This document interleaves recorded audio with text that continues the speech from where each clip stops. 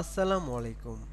আজকে আমি পোর্টাল থেকে কিভাবে ইউসিএফ আইডি লগ ইন করে ওসিএলএসডি এবং ইউডিসির আইডি পাসওয়ার্ড ক্রিয়েট করতে হয় সেটা আপনাদের দেখাবো।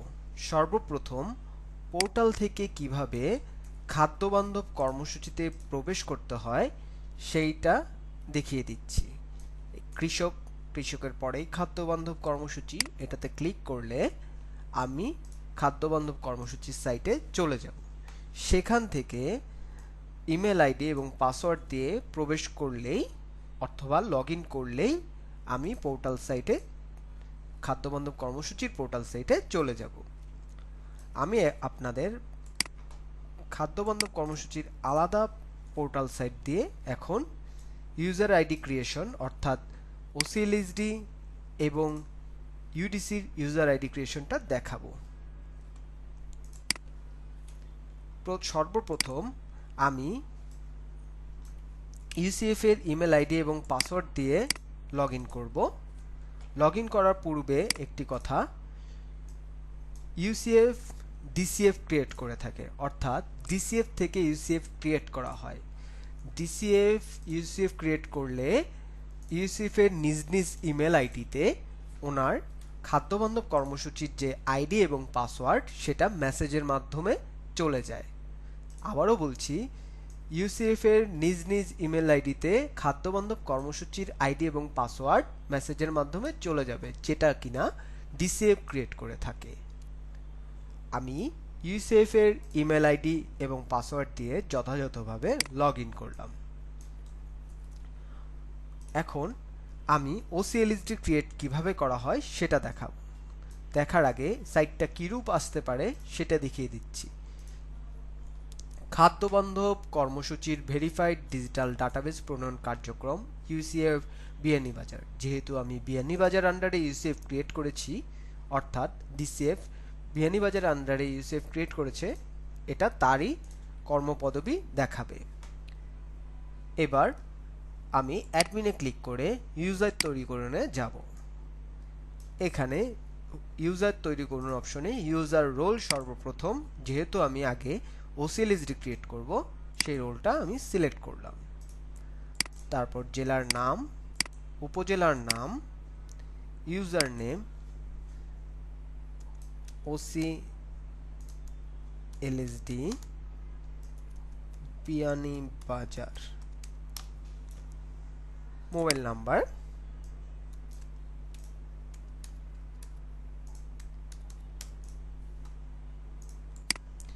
মোবাইল নাম্বারটা হবে যে ওসিএলএসডি ক্রিয়েট করব তার নিজস্ব নাম্বার। এনআইডি নাম্বারের এখানে বাধ্যবাধকতা নেই।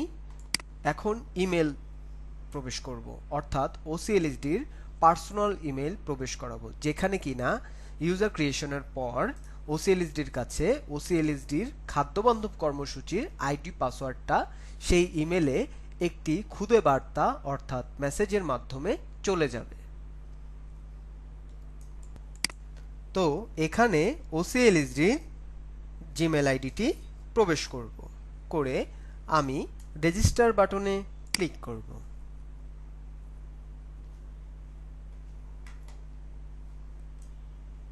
দুঃখিত, ইমেল আইডিটি আমি আবার সঠিকভাবে বসাচ্ছি। এবার রেজিস্টার বাটনে ক্লিক করব। তার পূর্বে ওনার নাম্বারটা আবার পুনরায় সেট করে দিচ্ছি।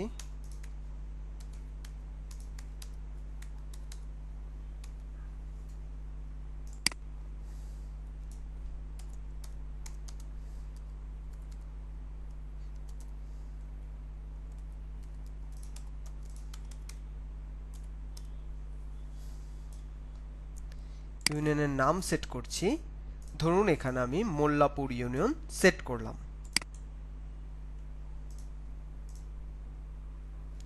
দিয়ে আমি রেজিস্টারে ক্লিক করব।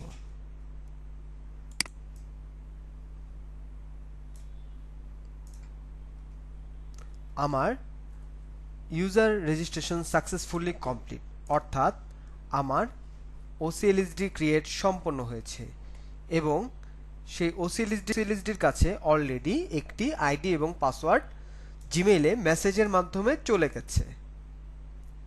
মেসেজটি অনেকটা এরকম আসবে যে আপনার লগইন ইউজারের নেম এবং আপনার লগইন পাসওয়ার্ড। পরবর্তীতে আমি আবার হোমে ফিরে যাব। এবার আমি ইউডিসি ক্রিয়েট করব। আবার অ্যাডমিনে প্রবেশ করে ইউজার তৈরিকরণে যাব। এখান থেকে ইউডিসি অফিস সিলেক্ট করে বিভাগ সিলেক্ট করব, জেলার নাম সিলেক্ট করব, উপজেলার নাম সিলেক্ট করব, ইউনিয়নের নাম সিলেক্ট করব, ইউডিসির নাম সিলেক্ট করব, ইউডিসি মোল্লাপুর।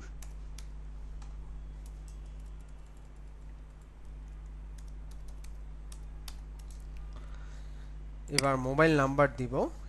অবশ্যই এটা ইউডিসির নিজস্ব মোবাইল নাম্বার হতে হবে। এবার আবার ইউডিসির নিজস্ব ইমেল নাম্বার দিব। ইউডিসির ইমেল আইডি কপি করে পেস্ট করলাম, করে রেজিস্টার অপশনে ক্লিক করব। করার আগে যথাযথভাবে সকল ইনফরমেশন দেওয়া হয়েছে কিনা সেটা একবার চেক করে নিব।